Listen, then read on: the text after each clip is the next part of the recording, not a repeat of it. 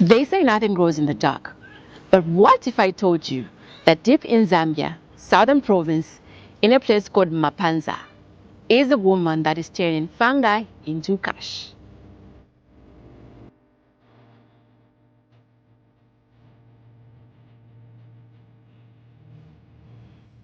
She's not only growing mushrooms in the dark, she is also harvesting cotton, which we are going to appreciate the whole cotton plant to the fullest and make money out of it. Coal money, I mean coal money!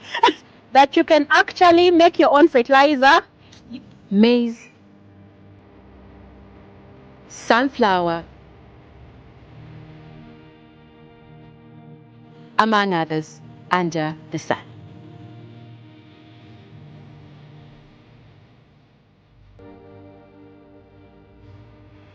She is also turning agriculture waste into clean energy by creating homemade charcoal briquets.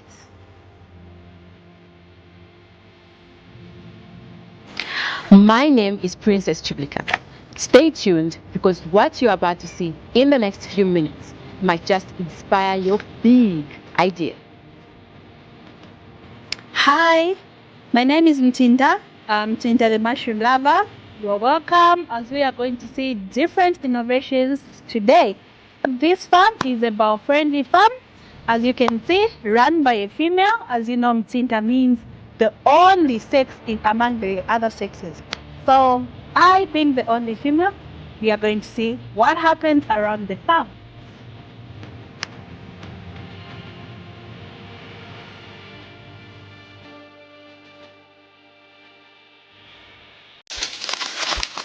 So how did you fall in love with farming? Okay, so initially, I'm a born farmer. I was born a farmer.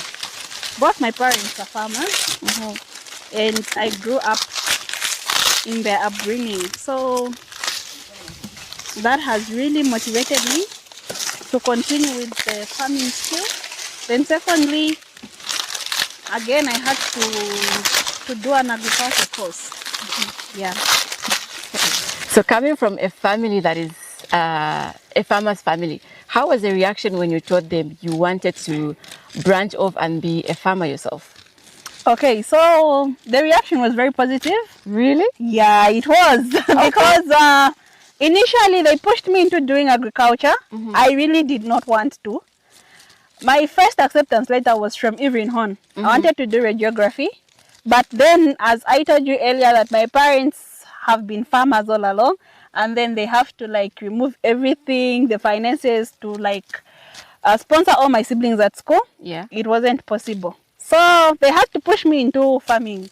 Henceforth, yeah. So there was nothing like, oh no, we're too jealous, you might do better than us, but the whole family instead decided to embrace you and support you. Yeah, because it doesn't really like support me alone, but it supports the whole family. The whole family. Yeah, in the community at large. No, it's not often that you see families supporting their Yeah. children's careers. I've seen some parents that will influence their children's careers, but I like the fact that the whole family actually supports you. Yeah, it does. It does. So it actually helps the whole community because there are some of the services that they get for free, like mushroom trainings, the voucher. They benefit their land as well. It's not that it's a personal to order thing. No, it like covers the whole family. Yeah. It really helps each and everyone. We work together. We work as a family. So I'm going to take you through as you are going to meet my siblings, my elder sister, my young brother, and my uncle. Nice. So let's go and meet them. I can't wait. Yeah, sure. Nimeasa ndondo ndo angabo tukubereka ampatu wangu Mtinda ndondo. So benefit janiga inga uhintu otujite inga kuri otujana tulakwa hawo kuchita himbi ma project ambi ugwasha bambe bantu babenke abakonga ngabo tubera barabora kubereka ma pisweki barajita bawo no toka something abo tatu bawo hakuberesha en supporter pa Mtinda ndondo basimba ba participate esta so support kuti Baso nga toko hawo ko jitatu samusi mburimbo bajito kuti babamba ho bamba toko hako bajitira au gwasanya kubereka nto kuti batuke vantu bayandisisi mukunkutu wemukubereka hayi sana murajinwa itonga twamba deep bahwa nebo ndi mpati wa mtinda ndira komana kubereka waro kamboka into yachita ira tugwashiriha mubunji amana ira gwashiriha community yonse ndio tukara lewa lime watoni mugando oyi mwana anguwa ndinda ndondo tulalya tulasamba kwinda mumapopo so kubo tumaningi Walumba. You have sunflower, you have maize, you have cotton, you have mushrooms. How do you manage to plant all these various crops and then still maintain them and have a bumper harvest? Okay, so it's all about time management. Yeah, you really have to know what you want, and then also have to know what each crop needs. You have to plan for each and every crop that you want to grow. And management won't be very difficult for you because you have specific time for a specific crop.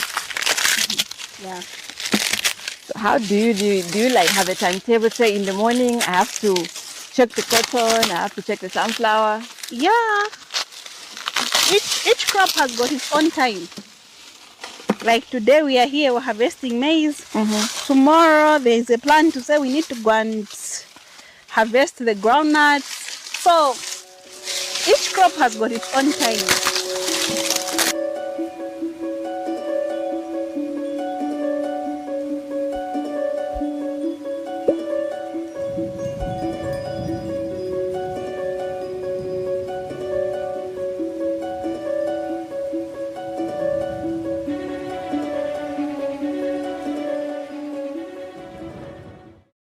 This is very impressive. So tell me, where are we? Okay, so this is my cotton field. As you can see, I'm sure you've heard about the government opening Mulungushi textiles, and we are planning of commercializing cotton growing. Yeah, as you have already seen that we are diversifying into different crops. So cotton happens to be one of it. And then, as you know, cotton happens to be very, very labor intensive. And then we found a way of which we are going to appreciate the whole cotton plant to the fullest and make money out of it. Money. Okay, so this is the cotton plant. I'm going to brief you on how you utilize the whole cotton plant. Okay, so we plant, in fact, everyone plants the cotton plant for its cotton, for the cotton wool. But then with us, not only do we do that, but we make sure we utilize everything else. The whole plant. Yeah, the whole plant. Okay, so this looks like a butterfly, and it's usually found on the cotton plant. It holds the cotton. So what we do with this, when we are done removing the cotton, we crush it or rather pound it. From it, we're going to have what we call substrates. A substrate is a mushroom media. That's a growing media. That is where it grows from, and that is a substrate. We crush it and we have the cotton growing media. Yeah. And then with the plant itself, we burn it when it's dry. We burn it and make baucha out of it. And baucha happens to be a soil improver. Instead of us running to FISIP all the time, no, government isn't doing this for us. But with us, we make sure we utilize whatever we have and make use of it. So you took the initiative to find a way to improve the soil. Yeah, exactly. Instead of us relying on synthetic fertilizers, we do encourage each and every farmer out there that you can actually make your own fertilizer using the biomass that is around you. Yeah. Impressive. Sure. Can you show me how to pick this cotton? How do you pick cotton? Okay, so it's as simple as this. Just have to pick it like this. You can try on this one. So it doesn't matter if it stains, you just pick everything? No. It matters. Okay. It's the cotton that you remove is graded. It's graded as A, B, C, depending on how clean it is. Yeah. So when you pick it, it is as clean as this. This is grade A. Okay. But as you can see, this one has got a bit of, yeah, it's dated like that. It will go to B, C, just like that. Okay. So you pick it as clean as this. Very clean. Yeah. Okay. And then the more clean it is, the more you get a better grade. It's just the same as in class. Yeah. So when it comes to maintenance, which one is the most complicated crop? Of all the crops. Yeah, that you farm. Okay, so sunflower happens to sunflower in soybeans. Very delicate. Yeah, it is because when you plant it, after harvesting it, once it's still raining, it forms moldy like that. Yeah, so it's usually difficult. You can harvest it, you try to keep it, but as long as it still have that moisture, it's going to mold. So sunflower is very delicate when it comes to storage. Okay, so from the crops that you have, who do you sell your crops to? Okay, so maize, as you know, we've got the government that buys the maize. Yeah. Yeah, and then at times, briefcase buyers usually come to the area and they do buy. And then sunflower, it's either we sell it direct to briefcase buyers, or you extract cooking oil from it. And then you've got the cake, the sunflower cake, of which we use to feed our chickens, like our animals in general. So do you make that one also from your sunflower? Yes. Okay. So, yeah.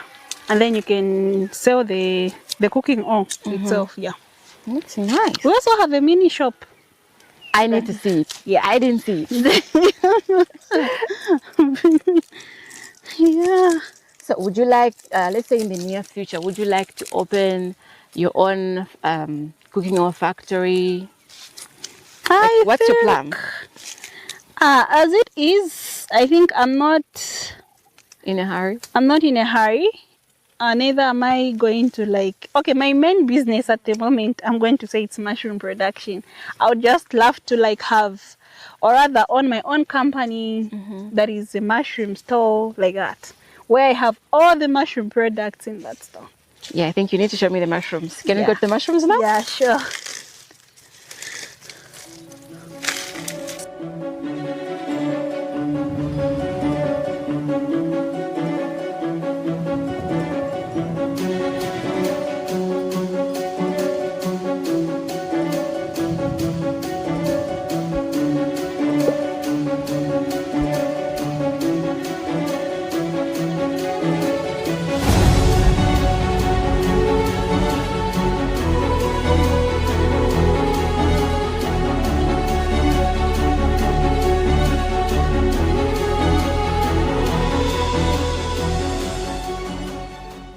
Now look at this. This is highly affecting Mother Earth. But she has come up with what is known as charcoal briquets, which is zero deforestation. With me, these are what is known as charcoal briquets. So walk me through, how does one make this?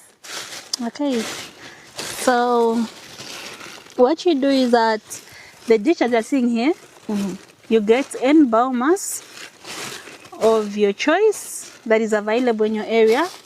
As I earlier told you when we were in the cotton field, that we make use of the cotton stalk to make charcoal briquettes. So we get our cotton stalks, put them in here, this ditch. This is a 1.5 meters deep and then 75 centimeters width. Yeah. So you put your cotton stalks, you bend them before they actually turn into ash. You switch them off.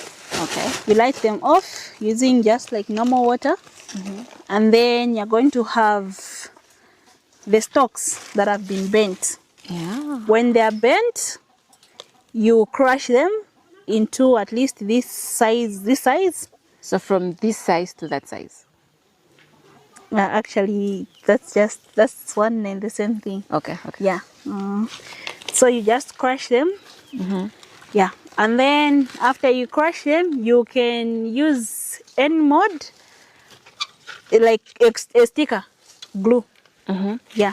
So what we use as our glue, we either use cassava meal.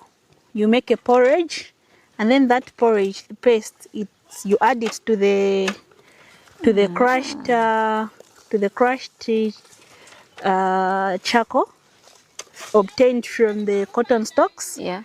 Yeah, you add them, and then with me here is a molding pan. This is the molding pan.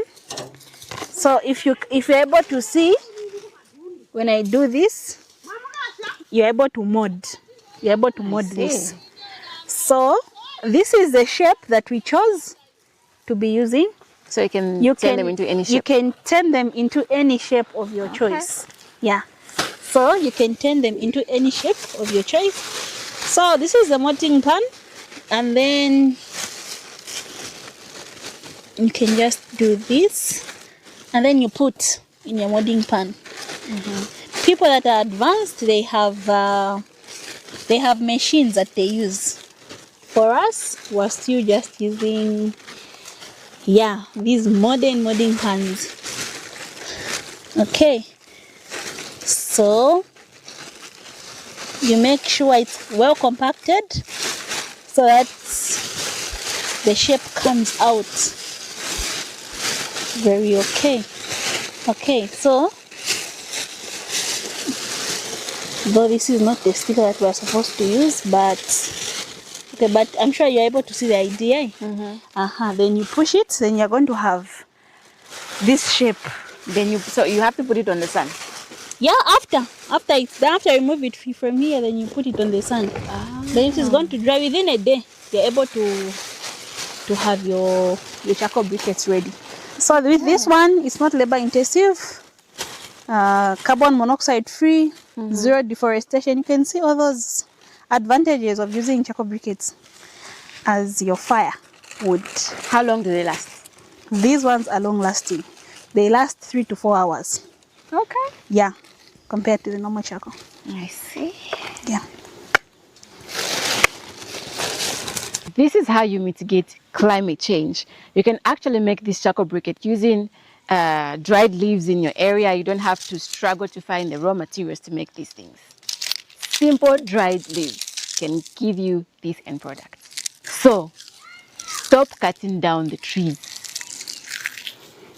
Okay, so here, this is the kitchen. And as you can see in the kitchen, we've got energy saving stove. It is called a Rulo energy saving stove. So as you can see here, we just put one log. This one log can last for 3 days, and then you're able to cook. You can cook your beans, you can cook everything. And then the advantages of using this is that you'll use less firewood. You use less firewood. 1, 2, there are very few cases, in fact, if not 0 cases of children burning themselves here because the fire is enclosed. As you can see, the fire is enclosed in this area. So this is what we're using.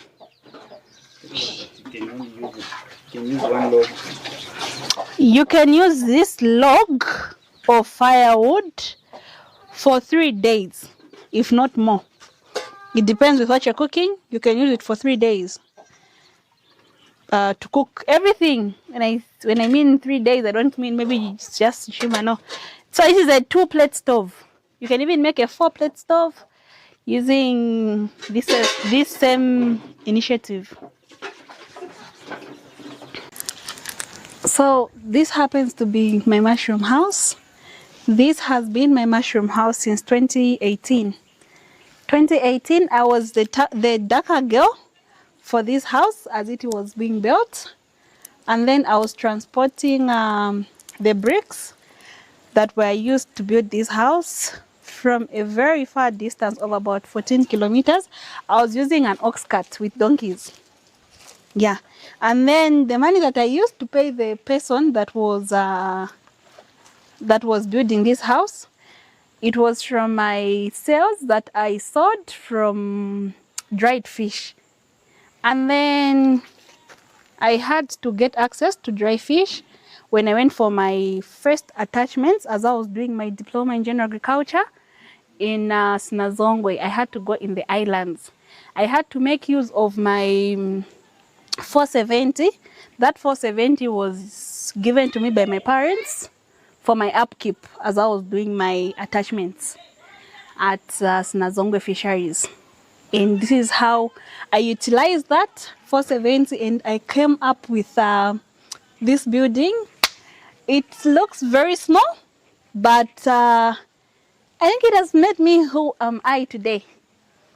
Yeah, it's actually the genesis of everything that you have seen. Okay, so we can get in as you see the mushrooms that are in the house. Show me the babies. Show me the babies. Show me the...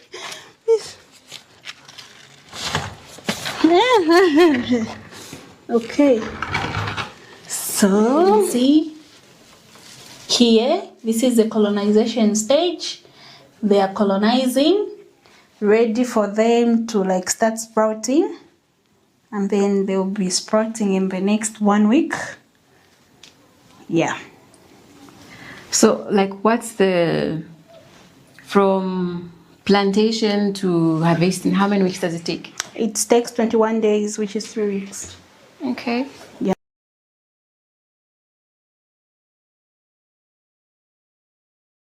Closing this. We are closing this. This mushroom house you've seen here happens to be our fruiting point. It happens to be our colonization point. So we just improvise in the same room. Yeah. When it's time for it to fruit, we remove the black plastics. When it's time for colonization, we put black plastics so that the room is conducive for colonization purposes. What is colonization? Colonization is a term that we use when anyway, everything is scientific, okay. But I would definitely say it's a time when the mushroom seed is running through the substrates for it to start sprouting. Okay. Yeah, it's more like the time of incubating. Mm-hmm. Yeah, when a chicken lays eggs, there's a time when it has to incubate those eggs for the chicks to come out. So this is actually the process. I Yeah. see. Sure. Now, I want you to walk me through the whole process of how you make the substrates. Okay. From that stage, yes. Okay, so what we're having here is a drum. Mm-hmm. Yeah. This drum is actually used for sterilizing the substrate. The substrate you can have, maybe I can give you a sample. Okay. Of I can give you an example.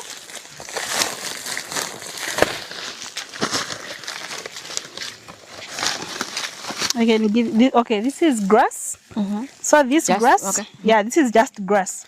So this grass happens to be our substrate at the moment. Mm-hmm. So this substrate, you have to sterilize it. Mushrooms are clean babies.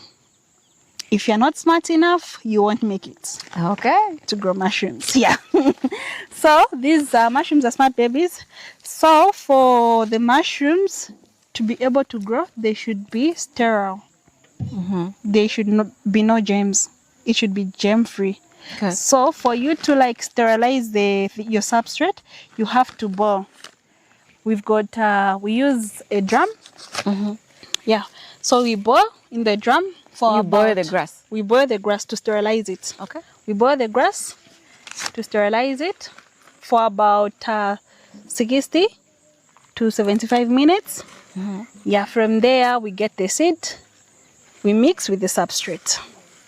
Okay. Yeah, after mixing, we tie in the plastic. The plastics should also be sterile free. Then we put them for the incubation. Okay. Yeah, then from there, you just wait for 21 days, you start getting the your results. mushrooms. Yeah. So when you start picking your mushrooms, you can pick mushrooms from, you get the first sprout. After 3 to 4 days, again, you get another one. So you can continuously harvest from one mode. Maximum cages, you can be harvesting for 1 month to 2 weeks. Others even go up to 3 months, depending on the variety that you have. So what type of mushroom are you growing? Okay, so here we grow oyster mushroom. We use HK35 and Flabarius. Yeah, that happens to be our main varieties that we grow. And we at times also grow blue oysters. Wait. How are mushrooms clean babies? Because what I have experienced and seen over time is they like to grow on decomposed matter or dirty surfaces. So how do they like cleanliness? Okay, it's not every fungus that you eat. I'm going to give you a practical example on the decomposed tomato, Yes, or the bread.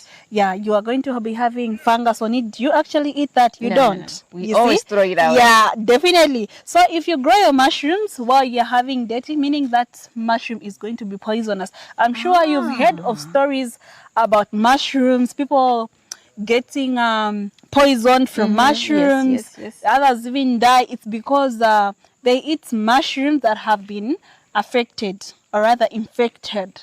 Yeah. So you should be clean for you to have healthy mushrooms. I see. Sure. So what are the other ways of making sure you have a healthy harvest of mushrooms? Okay, so that is a very good question because when I was doing my research, I was actually doing a research on the mushrooms, on the various ways of how you can sterilize mushrooms. I had I used 3 methods. The other one was where I used the jig. Then the other one, I used the boiling method. Then the other one, I used like pesticides, these normal pesticides. They usually say the detergents are usually, they are sterile. They can be used to sterilize. So when you say you used jig, do you mean that you got the grass and dipped it in jig? Okay. Yeah. Did that work?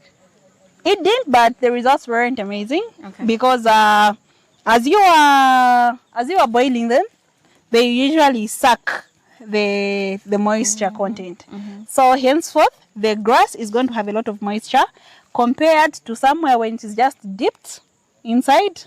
It won't have enough moisture. It's different from the one that has been boiled. I see. Yeah. So it's just the same thing that we use. You can dip something in warm water or rather in hot water and something that has been cooked. There's a difference.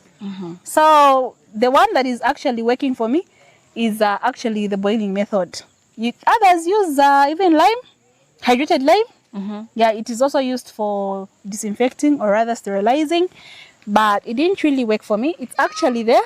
I have it here, but it's not working well for me.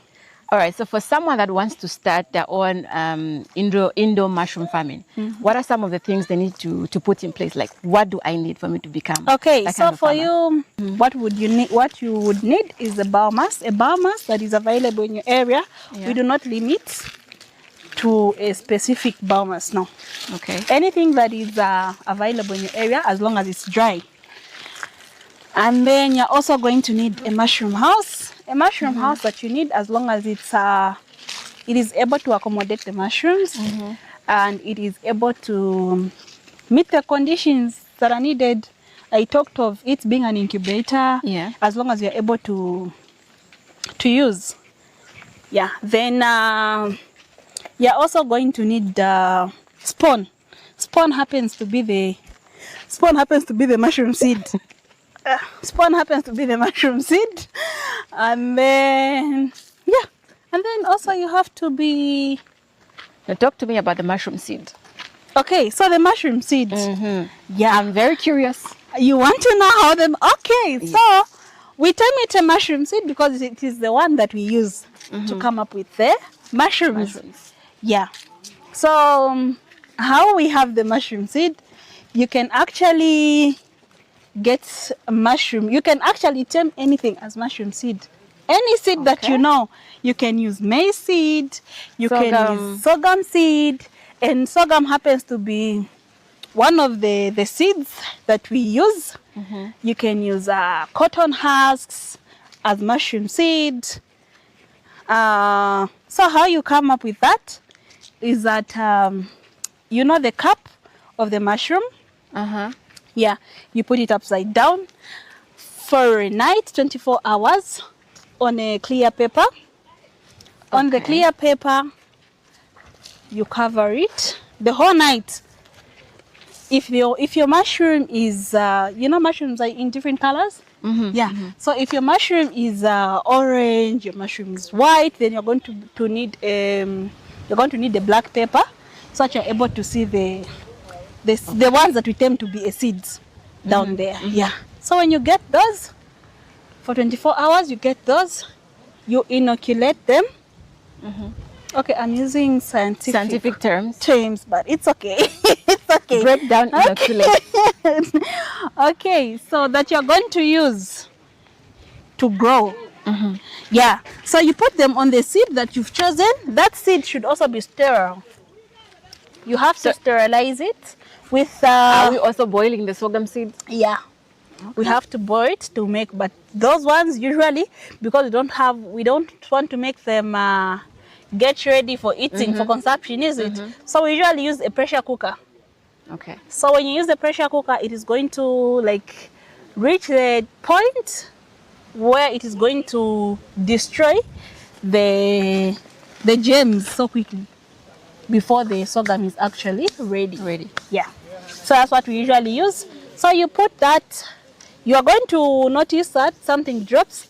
It's more like dust. So that dust is what you use as mushroom seed. You put it in the seed that you have chosen to use, and then after 21 days as well, after 21 days as well, it is going to be ready for it to be called mushroom seed, and that is the one that we mix with the substrate. How did you become a mushroom farmer? When did you decide to become a mushroom farmer? And how did you learn all these details? How did you learn to be precise? Okay, so in 2004, in 2004, I was in grade 4. You were in grade 4. I think I was in 1997. I was 7 years old. Yeah, so meaning in 2004, I was in grade 1. So my mother actually had gone to the University of Zambia for the same training under GIZ. So when she came back, that was in 2004, she came with the innovation of growing mushrooms. She came home. When she came home, she was teaching the community on what she learned. From that time, it was it really didn't make sense to me back then. Yeah. It like really, in fact, it didn't make any impact in my life. Yeah, it didn't. So she did it from 2004, 2005, I think a bit of 2006, and then that's how she stopped from that time. And then in 2017, I went to ZCA, Zambia College of Agriculture, Mose. I cannot say I learned this from school because there was no such a course in my class. No, it wasn't. A time came when it was really difficult for me to raise funds for my school, like the school fees. It was something that was really difficult because I tried selling clothes, I tried a variety of businesses, but they did not make sense. And then it just clicked in my mind to say, way back when I was 7 years, 8 years, mom used to do something like this. Can't I try it? Yeah. And then the fact that I knew that she did it from Unza, I had to contact a few friends that were at Unza. And that happened to be Dushomo Mjimba, a friend. May his soul rest in peace. He's late. Okay. And then he connected me to Njunga Milikita, a person that was a student there at Unza. The one that had to connect me now to the laboratory manager, who happens to be Mr. Alubi. Okay. Yeah, at the Unza, at Unza there. So when I talked to that man, he was so friendly, such that he was able to send for me the seed for the mushrooms. Wow. And he was able to guide me. And that's how I just called Mom. I was like, Mom, I think for now I have decided to grow mushroom and try it out. Maybe it is going to help me. So yeah. I was expecting you to say your mom actually taught you how to grow the mushroom. Yeah, she did. Yeah, she did somehow. But then, you know, I wasn't really learning that time. I wasn't really learning. You know, when you're 7 years old, you know how it is. Someone cannot really like teach you to say, do this, do this. It just stays in your mind to say that there's this idea. Yeah. So I actually got it from Mom. Not really learning it from her, but getting it from Mom. Yeah. So how long has it been since you started growing mushrooms? Okay, so the business for mushroom is interesting. It is really interesting. I can't even lie to you. It's interesting. It's an eco-friendly business. It's a business that everyone is interested in. And the market is very, very huge. I'm going to show you the house that has been built. I'm sure if you happen to come in the next few months from now, the production is going to be massive. Okay. Yeah. So it's a very good business, and I would encourage everyone out there, just contact us for trainings. Yeah, we really offer that. All right. So I've heard you talk about the community members and you teaching. But before we get to that side, let's talk about the market for your mushrooms. Okay. Who are the main customers that you have? Okay, so the main customers that we have locally, we've got customers that buy. They don't buy in bulk, but the main buyer that we supply our mushrooms to is Debonaeus Choma. Okay. Yeah, though at times because of the circumstances here and there, as you've seen, the house has been small. We didn't have running water all these years. We have now stabilized water. I'm sure they will be able to catch out to the demand. We are unable to beat up the demand. Yeah. Okay. Sure. So I would want you to see the mushroom house that has been built specifically for the babies. Yeah. So now how are the community members benefiting from you? Okay, so the community members, we've got, as I earlier told you, we've got a group that is called the Trio Youth Cooperative. That is specifically for youths. We usually meet. We have different activities that we do. All the activities that you've seen around, they usually have free trainings for those. They do not have to pay anything. And for the mushrooms, from the sales, when like I have a huge profit, I usually have some odd-aged people that I usually help out with a bit of groceries, just at my level, that I can be able to like assist with. Help is help. Yeah. Either small or big. Yeah, help is help indeed. So that's what basically is done. Yeah, so around the community, people come for free lessons. They usually have access to mushrooms when there are a lot like that. They have mushrooms at a cheaper price. Okay. Yeah. How much do you sell them? So it's 50 kwacha per kg. But with them, we usually do my packages for them for 10 kwacha, 15 kwacha. It depends with, But initially, the price ranges from 50 to 65. What's your word of advice to the youths out there? Okay, so my fellow youths, the advice that I have for you is that never give up. It's not something that is very, very easy to do. I cannot lie. I cannot say that it has been very smooth. What I just want to tell you is that persistence, consistency is the key. What are some of the key challenges that you have faced as a mushroom farmer and as a variety farmer? Okay, so I have received criticism before. Especially that you are a female farmer? A female farmer. I have received a lot of criticism because others would even come and ask me, that, what are you trying to do? Do you think you're going to make it? I have received such questions before. And others would even tell you that we will see. Turagubona. They would actually tell me that. At times, I would even feel like giving up, but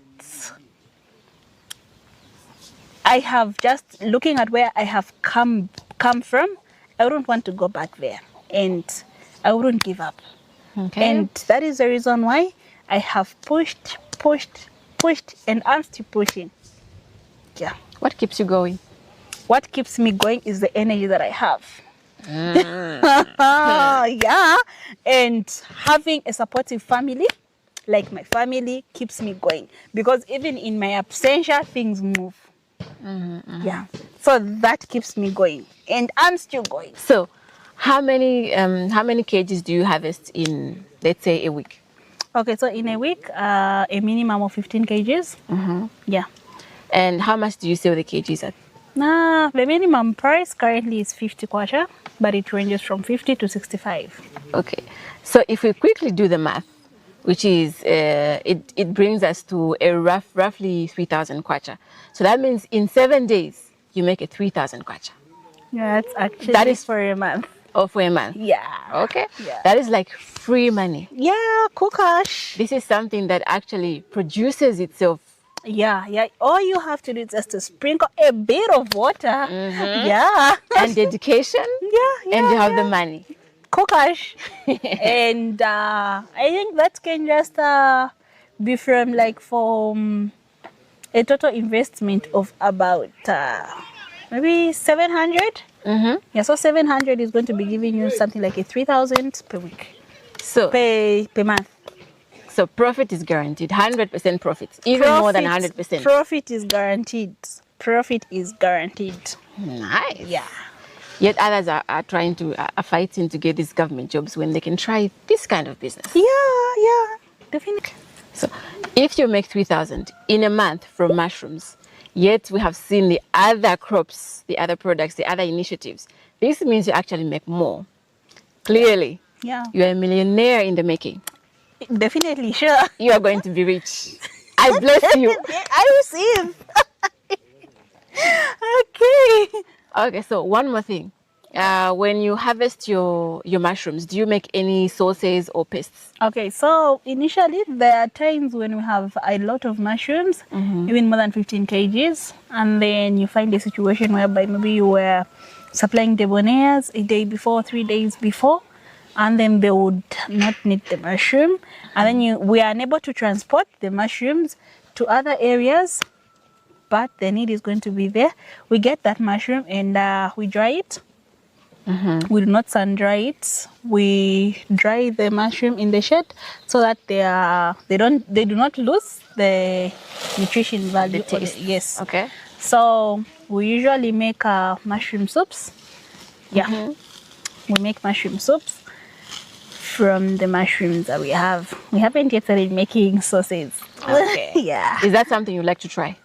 The sauce? Yeah, definitely in the future, because as I told you earlier on, I'm the mushroom lady, so I would You're want the queen of fungi. Yeah, definitely. So I think I would want to learn more on everything to do with the mushrooms.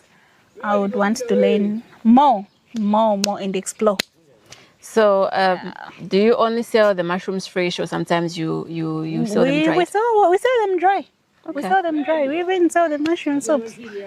Others that are interested in the mushroom soups, they get the soups. Others that are interested in the dried mushrooms, yeah. Because there are some clients that would they know the area where we come from, and they're based in Lusaka, and they know that it's far. By the time the mushroom is in Lusaka, it is going to depreciate, so they would rather require the mushroom in the dried way. I see. Yeah. So, most people rush to be in the cities, and then there's you that has decided to stay in the rural areas. So, how is that? Okay, so initially as I was growing, I had that mindset too. Like I growing from the rural area, my parents being farmers, me being a young farmer like that. I was just like, I want to make it in life. So I can be a journalist, I can be a doctor. I stay in the cities, yeah, like big that. house. Have a big house, a mansion, but I just came to the realization to say the only thing in life that always appreciates and never depreciates is land. So, I have one last bonus question for you. Okay. What is one thing you change about Zambia? Okay, so one thing I'm going to change about Zambia, and I am going to do it, is that bringing youths together, growing the mindset of youths to another level, because that I am still doing. And that is what I am currently doing. Bringing together youths that are in the communities, believing in the rural areas that people look down on, saying they are nothing because they're in the rural areas. With me, a rural area is where I have grown and is where I have come from. And without support, we are going to make a better Zambia through working together as youths in the rurals. As her parents, how does it make you feel to have a young female successful farmer in the family? Tuli hwidde kuba proud maningi agana nchito jajita so bantu kamulanga mbulindi nyuma bora all the way from Lusaka umagaje hwidabo ya miti yampana panza paka rujitira mbe mwabora uti mhosho menjo beri no chinzi chajita so tuli nkupoterwa kuswaiko yeah.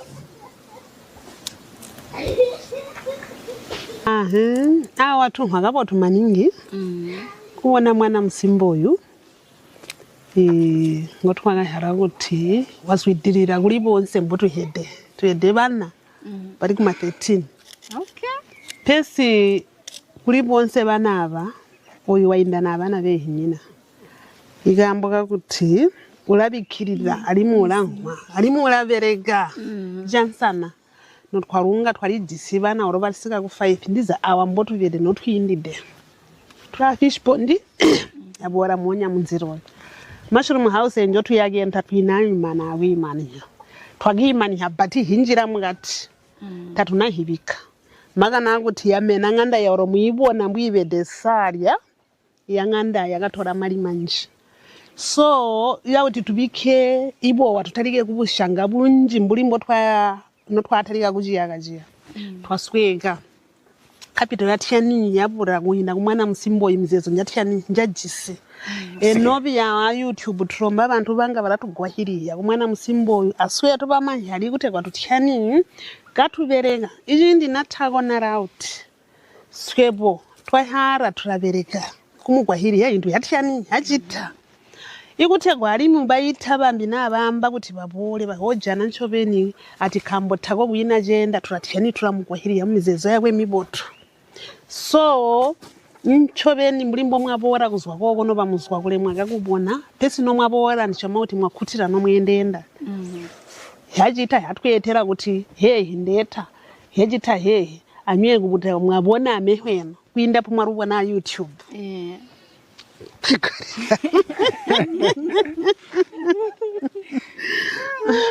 I think okay. basiga barayima bararanga turamba bana gamubalega kabanguruga kabayinka muhi hano na mumbebeba igutegwa gababona mo bagitabe nyina igukara byose ati muri keda abana bago kabatende ndikuranga ko bagitabe nyina gwina gitiani chonga abona ari mwana nchanga wahiba so mwana wangu wagulega ari mwana wamba ati ndianda kuchita sono bahali bangu amumulega ari mwamuzimine igutegwa ajigohe kwenda kambugwa shamu gwashionse na the whole family abona abamane babonse baragwashikwa pawa kari kurugaga ndegawa ndaikideko ora tomato baramba hi no kandega akazwa ihena kwenu kasika twamba kuti phoba bede baketa